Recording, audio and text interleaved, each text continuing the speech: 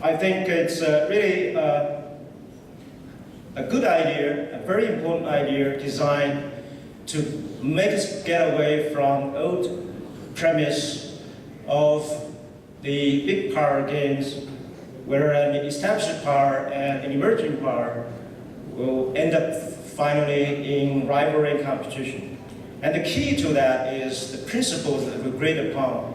That is no conflict, no confrontation, mutual respect, and win-win cooperation. So in this fast and profoundly changing world, I think it is all the more important for us to set a right path and right direction for the future development of this relationship. And I think exactly the consensus reached between our two presidents have given the perfect answer to that.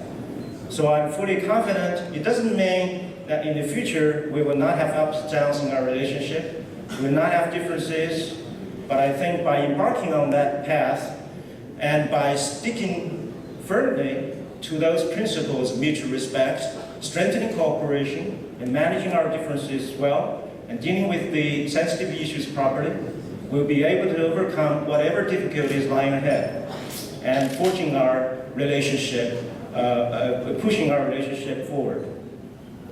By bearing that in mind, I want to particularly thank my government for giving me this high honor, just like Ambassador said, to serving my country people at the embassy.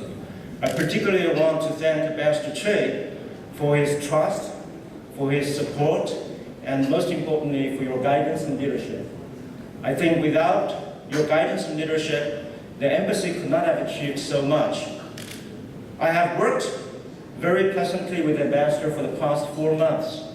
I think the past 4 months is very short, but I have learned such a great deal from you, and I think the efficiency of your work have proved itself in a strong way that you are a really very well experienced, well seasoned, many very talented ambassador I really have ever known, and I regard you as one of the best, most excellent ambassadors to the United States. I'm so proud of working with you, and I'm looking forward to continue working with you in the future. And also to thank also my fellow colleagues in the embassy for their dedication in the work, just as Ambassador mentioned.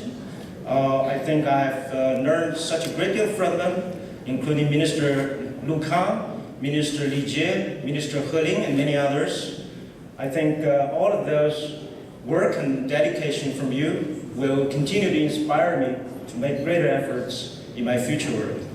I also like to thank so many people representing the Chinese community here. I can see many familiar faces. Thank you also for your contribution and efforts devoted to the promotion of better understanding between our two peoples and better relations between our two countries. Your understanding support is always indispensable, as well as to our work in the embassy. I can also see many friends from the diplomatic corps.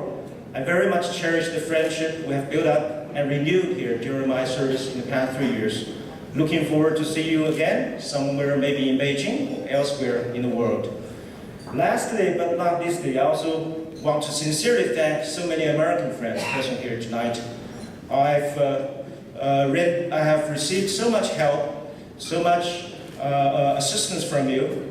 I sincerely thank you for your long outstanding support to the China-U.S. relationship, as well as our productive working relationship, as well as your personal friendship. I will cherish them in the bottom of my heart, and I'm looking forward to see you again in China, in Beijing. I know speaking fair is not easy, but I think at least we can get a comfort, like just the ambassador said, to expect another gathering in the future, hopefully as soon as possible. So as I get resettled down in Beijing, I look forward to seeing you again, and please give me an opportunity to reciprocate your hospitality, or looking forward to seeing you again here back in Washington, D.C.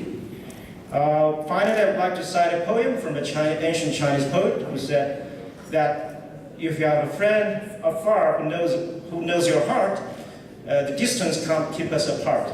So I really sincerely hope that we can stay in close touch, and thank you once again for everything you have done to support my work and also to support the development of China-US relationship. Let us sincerely work together, to continuously work for this relationship. The relationship is all in all, not only just rooted in our common interests, but also is a common responsibility for all of us to work for the well-being of our two countries and that of the world. So once again, thank you very much for coming, and thank you all for your understanding and support. Looking forward to see you again in Beijing, and good health, happy family, and greater success in the future. Thank you very much.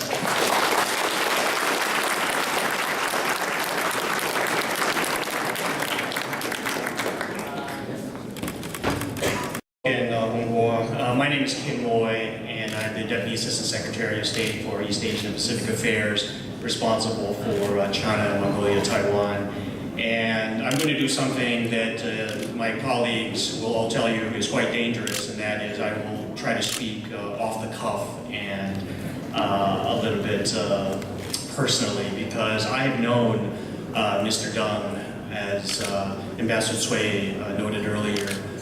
17 years he's worked on U.S. affairs, and I have known Deng Hongbo virtually every minute of those 17 years, going back to when we worked on the Women's Conference in 1995. And what I wanted to do was, first of all, I wanted to honor all of you, Ambassador Cui. Those were just, lovely, lovely comments. Hongbo as well. But first, Madam Shiling, my hat's off to you. You've been serving your country with such distinction over the last few years. And I think it's Mao Zedong who talked about Huan Bian Tian, women who hold up half the sky. And Mr. Deng, if your household is like mine, it's more like 3/4 of the sky. And so, thank you so much. But Mr. Deng, I have known quite well for a long time, and most everyone thinks of him as this earnest official. I call him Bao Gong because he is so honorable, or he's like the Lei Feng of the ministry because of his sacrifices and all of that. Very few people will remember this, but this is sort of seared in my memory. Back in the late 90s, the Chinese Minister of Justice, Xiaoyang, came to the United States on a very important visit. And Mr. Deng, you will never forget this, I know, because you were accompanying that delegation of Xiaoyangs here. And what I remember from this is just how terrific Mr. Deng was in helping out in all the arrangements. And we went to see American legal experts, lawyers, attorneys, and we also went to visit some sites where we could see our law enforcement in action. And so we went to New Jersey, where we visited the state penitentiary, this state prison in New Jersey. And what was really interesting about this visit is that we were able to tour the entire facility and see how we operated and compare our prison systems. And we got this great tour from the prison warden. And so the prison warden took us around and showed us all of these great innovations. The one innovation that he was most proud of was in the cafeteria.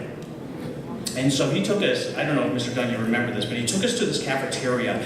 And apparently in the several years prior to this innovation that he was going to show us, there had been an incredible increase in the number of violent acts. There was a lot of fighting among the prisoners because of the exchange in the cafeteria. There were complaints about the quality of the food, the portions, and all of this. And so almost on a daily basis, there were these fights that erupted.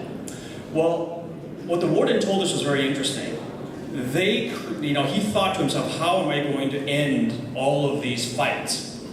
And he devised, I thought it was quite brilliant actually, they created a wall. And it was a solid wall from ceiling, or from the floor to the ceiling. Just a blank white wall, solid. except for this small slot through which they would push the food trays, right? And so there was no longer any interaction between the prisoners who were about to eat and the prisoners who were cooking and feeding them. And so he was very proud of this, of course, because it took away the exchange. There were no more complaints about the quality of the food, right? And so he was extremely proud of this. And so Mr. Deng, who was standing behind me, was looking up at this wall, admiringly, actually. And he tapped me on the shoulder. Honest God, this is what he said. He tapped me on the shoulder and said, "We really need this in the foreign ministry. We really need this innovation." And that's a true story, Mr. Deng. I'm sure that you will remember that.